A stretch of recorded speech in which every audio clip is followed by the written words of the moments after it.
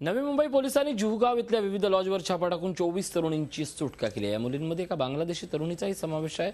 नोकरीचा आमिष दाखवून त्या बांगलादेशी मुलीला नवी मुंबई तरुण लॉजवर ठेवण्यात आलं होतं। इथं तिला शरीर विक्री करायला भाग पाडण्यात आलं होतं। दरम्यान संधी साधून तिनं पळ काढला आणि एका स्वयंसेवी संस्थेच्या मदतीनं पोलिसांकडे तक्रार केली।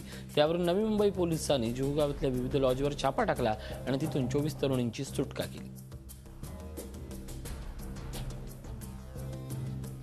सदरच्या ठिकाणी छापा मारला असता त्या ठिकाणी एकूण 24 ती धरून 25 मुली त्या ठिकाणी कन्फाईन करून ठेवल्याचं आढळून आलं की याच्यामध्ये एकूण 5 आरोपींना आतापर्यंत अटक केलेली आहे आणि अजून 5 आरोपी आम्हाला याच्यामध्ये वांटेड आहेत। याच्यातला एक मुख्य आरोपी सध्या तो बांगलादेशला पळून गेलेला आहे की ज्याची वाट आम्ही काही दिवस पाहत होतो 2-4 दिवस, पण तो आलेला नाही।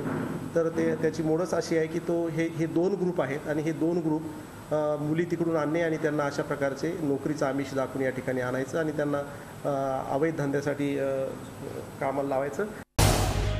झी 24 तास रहा एक पाऊल पुढे।